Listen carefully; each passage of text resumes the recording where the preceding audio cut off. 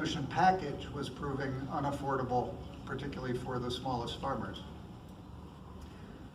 Most significant, I think, is that the gains in maize production did not translate into nutritional improvements, into reductions in hunger, which is a real indictment of that approach.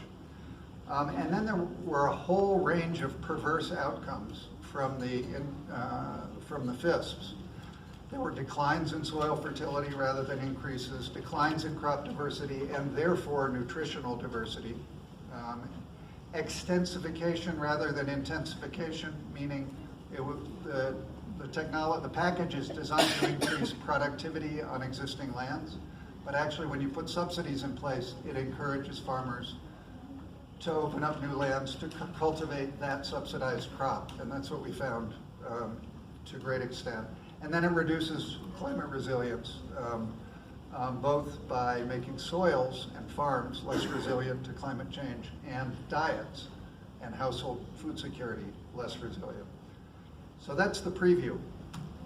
Malawi got the reputation for being the Green Revolution miracle because they stood up to the IMF and the World Bank, said, yes, we're subsidizing our small-scale farmers. We are not going to be food dependent anymore, and it worked for a while. It only worked for a little while, but this is why it's called a miracle.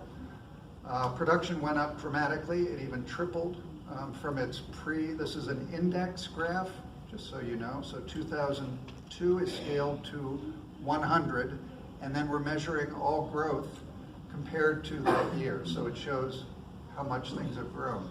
You can see in 2014 it's at 300. That means that they tripled maize production in a few short years. That came indeed from the application of more nitrogen fertilizer, which increased more than twofold, and that produced yield gains. So that's the Green Revolution success story right there.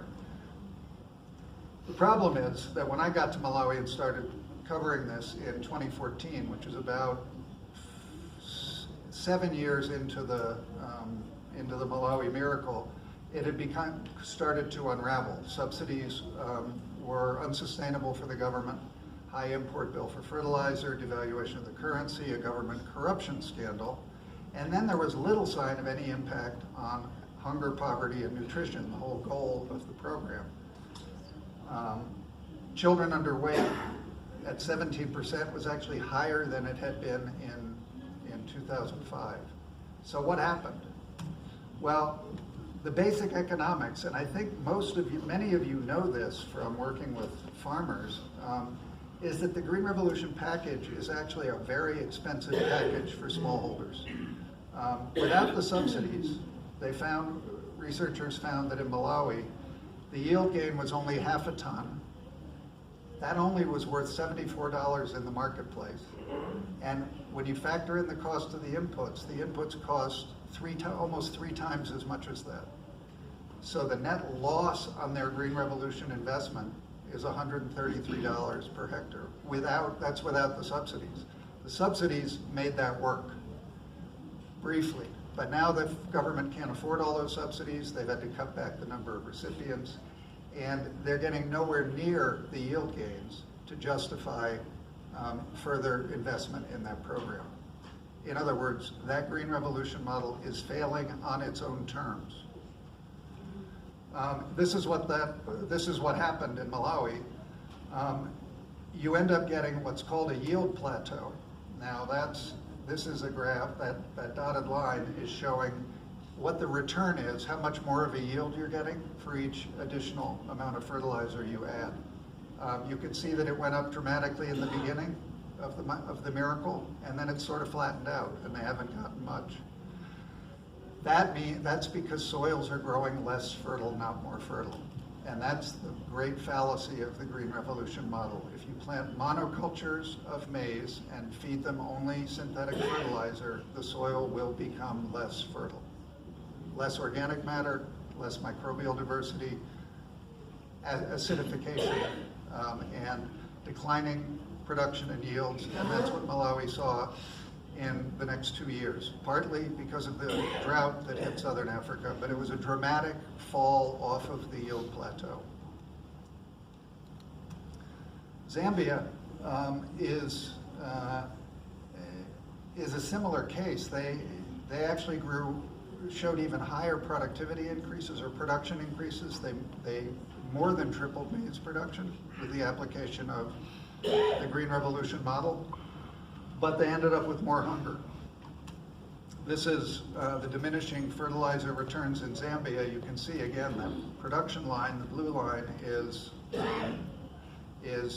more than quadrupling the production of maize with a massive application of fertilizer.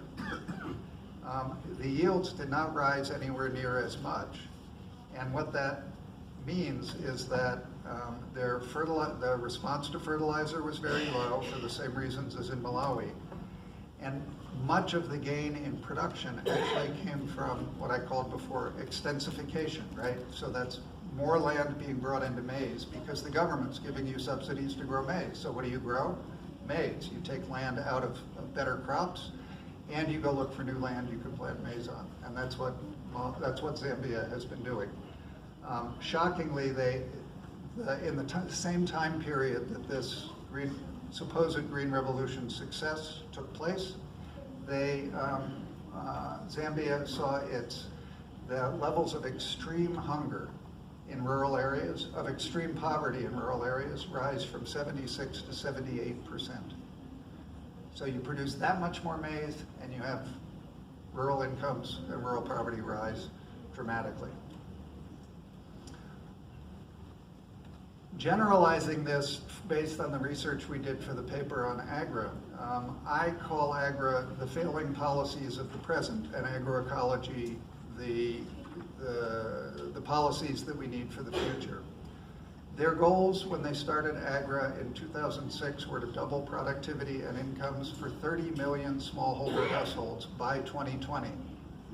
They've got less than 2 months till 2020. And there are no signs they're going to come anywhere close to these goals.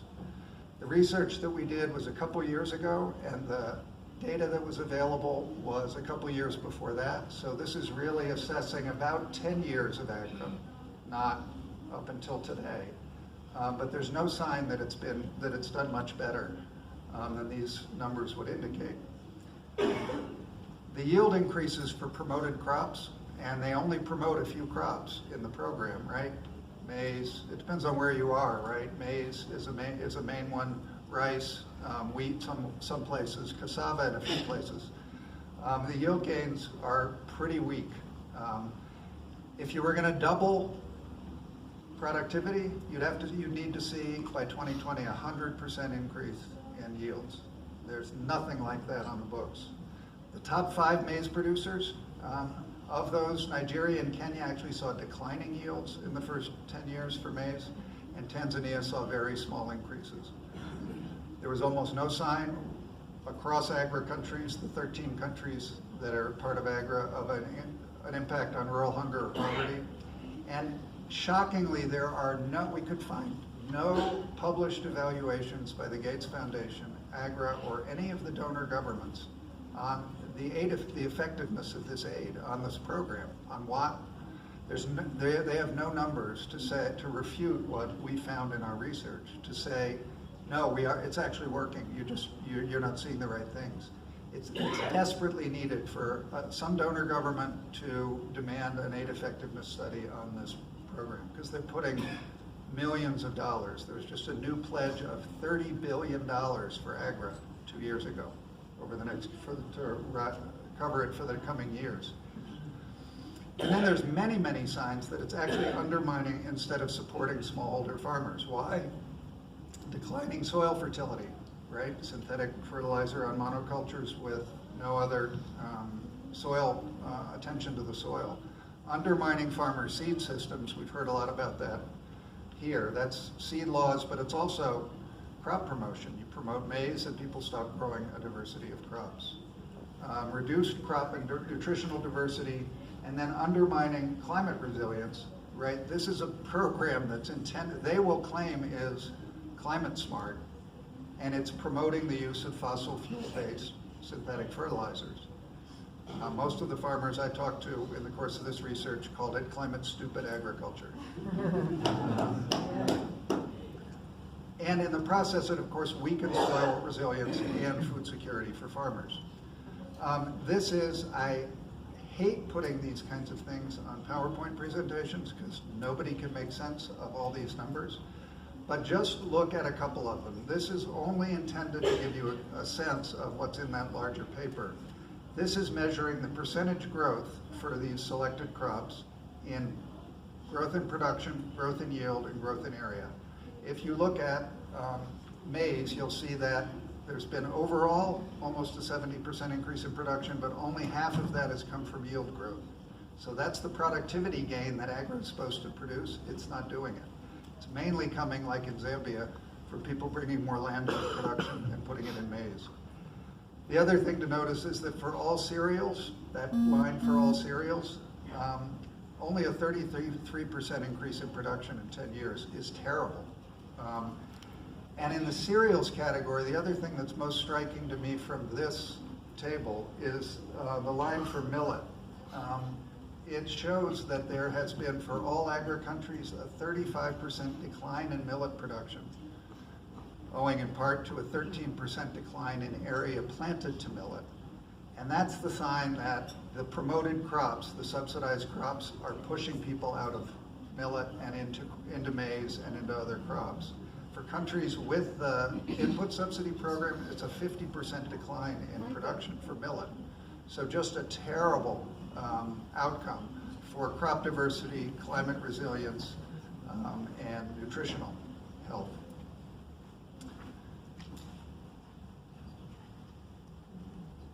This is called climate smart agriculture. Why is it climate smart? It's called climate smart agriculture by the powers that be and the companies that promote it, because this is no-till agriculture. They are plowing vast tracts to be planted in soybeans, but they're not tilling the soil. So that releases less carbon into the atmosphere, and they take credit for reducing carbon emissions. Here they're spraying glyphosate, Roundup, on their soybeans, on their massive farms, and that's climate smart too, because what does glyphosate do? It allows you to not have to weed your farm. That's that's also a part of no-till agriculture. These are not climate smart practices, and that's what agroecology is set up to address in a much more systemic way.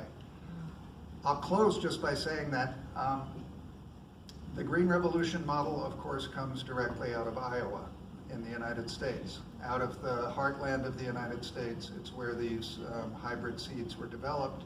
It's where the fertilizers were produced. I researched Iowa for my book. It is everything you might imagine. As far as the eye can see, it's corn and soybeans planted in rotation, dotted with factory farms producing industrial scale livestock, and ethanol refineries producing ethanol from corn. It's completely unsustainable. Iowa has lost half of its topsoil to this kind of farming. Iowa is depleting its aquifers, so it's going to run out of water if it keeps doing what it's doing. The remarkable thing about researching this book is everywhere I went, I found people doing remarkable things and offering positive examples that could change this, even the model of agriculture in Iowa. Matt Liebman is a scientist who works at Iowa State University.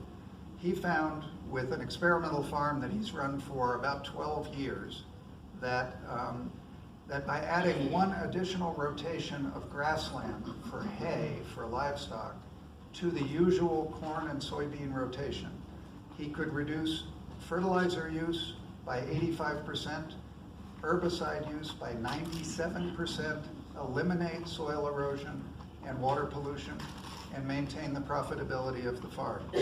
And I asked him, I said, that's the win-win solution we all need. How many farmers are using your system? And he said, none.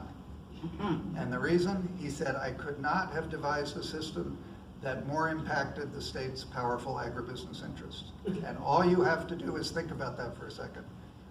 85% reduction in fertilizers is an 85% reduction in sales for fertilizer companies.